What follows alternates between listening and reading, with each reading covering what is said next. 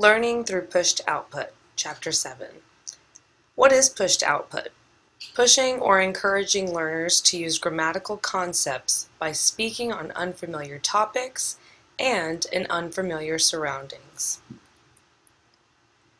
Things to consider.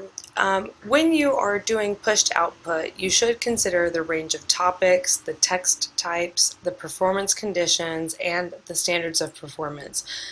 In consideration to the range of topics, consideration should go into vocabulary, background knowledge, and also be advised that gender difference may cause a little controversy in the range of the topics that you are discussing. In regards to text types, intimate interpersonal interactions, scientific explosions, imaginative narratives, involved persuasion. In regards to performance conditions, there should be some or a little bit of planning in consideration, a little bit of time pressure to enhance those natural skills, and support should always be offered. As far as standards of performance, there are both informal and formal standards. When you're looking at the types of speaking, you can see that there are formal and informal settings in which we are required to speak. In regards to informal speaking, these are simple conversational strategies where you may potentially have a supportive partner, repetition, prior planning, as well as the need for more spoken English as opposed to written English. In more formal settings, there should be a control of content as well as a passive audience awareness. There should be a center of attention or a focus, a point of view that you are trying to relate, a gradual complexity, and it's a skill that does require a little bit more planning and a little bit more preparation and thought.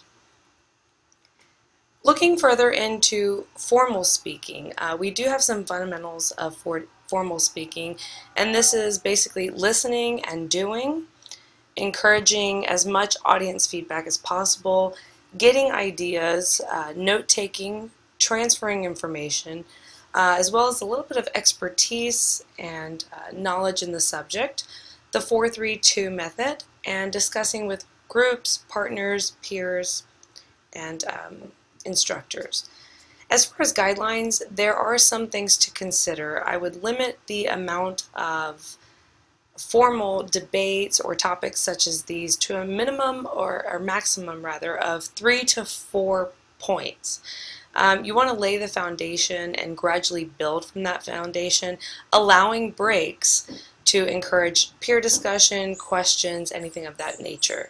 You should also avoid too many changes. Too many changes could cause confusion for the learner, and you do in the end and in the process, if it permits, to encourage audience feedback as well. In Chapter 8, we talk about language-focused learning. Language-focused learning is a focus of grammar functions, particularly looking at vocabulary and spoken language. Spoken language is broken down to 4 main categories. This is spoken and written form, general meaning and understanding, recognizing patterns or consistencies within the language, and the proper execution. Also, on a side note, it is important to note that language-focused learning should not take up more than 25%. If you are following the 4 pillars basically of instruction, they should be each given 25% or less to accommodate all of them. There are some pros and cons to language-focused learning. When you are looking at the pros, a combination of language-focused learning and meaning-focused learning actually leads to better results. It can actually assist in speeding up the language acquisition process, as well as depending on focus, vocabulary in particular, it could lead to a better understanding and acquisition as well. Language-focused learning can indirectly provide meaning-focused input. There are some negatives or cons to language-focused learning, which means that this is how we're unable to change the order in which learners learn a language. Therefore, we cannot pay close attention to questions, negatives, relative clauses when executing a language-focused learning exercise. Also, it does need to be combined with the other pillars of education, if you will, and will not be dependent of language-focused learning entirely. There are some grammatical items that are learned, and this may be involved with more planned use, so it would not be something that necessarily would be utilized on a whim. There are some requirements for instruction of vocabulary.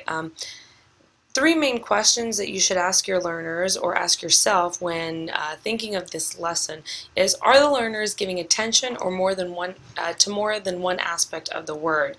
Meaning, form, use, context, anything of that nature.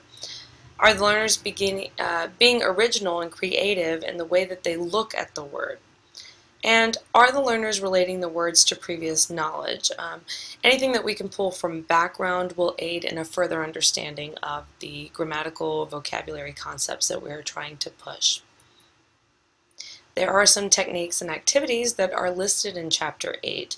Simple techniques as simple as use of vocabulary cards are extremely beneficial. Even index cards with a 3-ring bind, a single ring bind, this is something that would be beneficial in a lower level to intermediate level, advanced level classroom. The keyword technique is basically a word part analysis. This is something similar to car, a car being expensive is caro in Spanish, or one that I actually made up, but I wouldn't say it was a keyword, it would be a key phrase. When I learned please in Japanese, I learned it as kodasai, kodasai. So the way that I would think about this is cold outside. This is my key phrase that even though it's not necessarily related to each other, it does provide me with enough understanding to retain that phrase in Japanese. You also have It's My Word or word detectives, self-checking, and this can be done in pair groups, group forms, anything like that. Of course, we again see the 4-3-2 method, and recording yourself so that you can actually go back and listen as well as critique all of the things that you've done in your previous lessons, also to check for progression. As far as correction is concerned, instructor correction, we should be able to find and identify mistakes and list them. Now, if we see fit, remedial work should be given based on these mistakes, but there are some things to consider in that regard as well. You do have a constant conflict to see if the amount of time that you're giving in remedial work conflicts with the possibility or potential of learning something new. So that's a constant struggle that we perhaps encounter in a classroom setting. There's a possibility of having a very, very high effort, but the results are just not what you had anticipated prior to giving this or upon giving this remedial work. There has to be a willingness from the student to correct the mistake. In addition to that, you need to see how frequently these mistakes are being made, see if they cause any potential effect on the understanding or general gist of what the speaker is trying to say. And listener reaction. What are your peers doing? Do they understand what you're saying?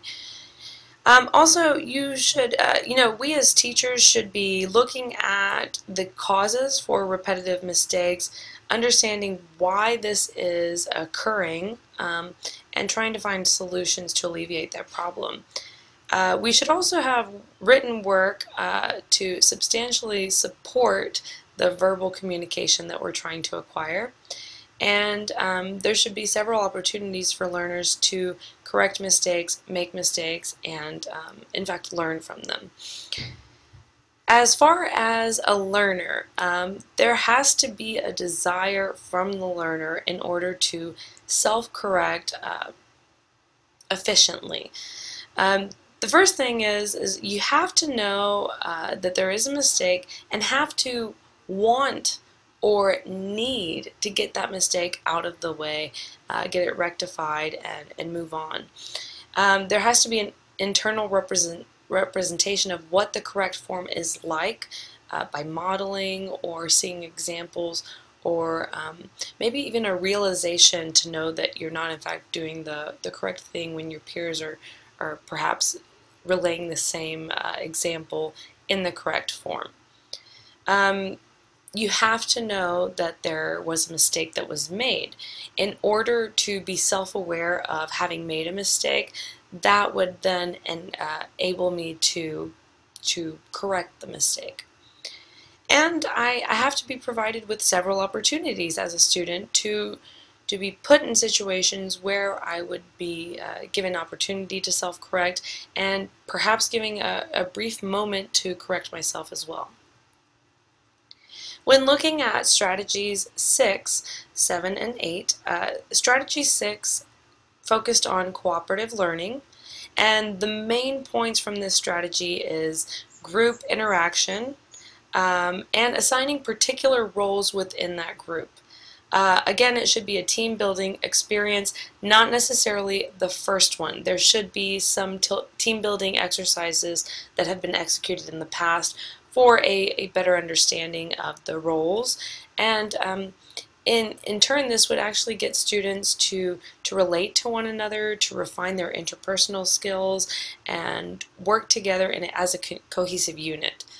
There also needs to be proper time allocated to the proper execution of this, and as a result, we do want to hold each individual group members accountable for their participation and their roles in the particular assignment. In strategy 7 focused on scripting.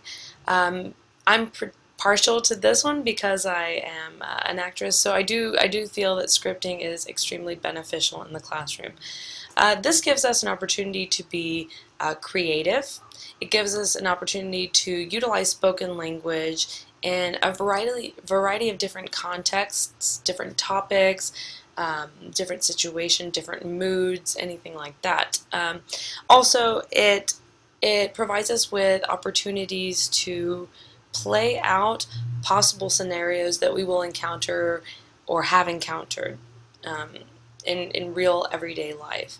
And it allows opportunities for constructive criticism in order to refine those minuscule mistakes and to correct them moving forward.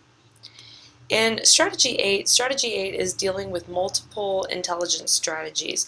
There are several as far as bodily and kinesthetic, which deals particularly with motions and role-playing, getting the students moving around the classroom. We have intrapersonal, which is more technology-based, more independent type of learning. We have interpersonal, which is really focused on group learning and group facilitation. Linguistic, which is reading, following up, looking at homophones, phonemes, anything like that that would help us relate to the text. As far as logical and mathematical intelligences, this is logic puzzles, logical constructs, thinking logically, thinking mathematically, and of course when numbers can apply to do that. Musical focuses on rhythm, rap songs, poetry, poetry slams, anything of this nature that would have a beat associated with it. This would this does stimulate some learners in a variety of different ways, as we have learned that music is the language of emotions. As far as visual and spatial, this is anything that you can see, anything that we can see as far as visuals or charts or statistics, drawings, anything that is visible and we can see a contrast or whatever the purpose we're trying to look at it. Naturalistic is, of course, dealing with nature. This is dealing with particular focus to our surroundings, our environment, and things of that nature. As far as strategy 8, I basically listed all of the multiple intelligences, and what this strategy is doing is trying to highlight students' strengths in one area and possibly one's enhancing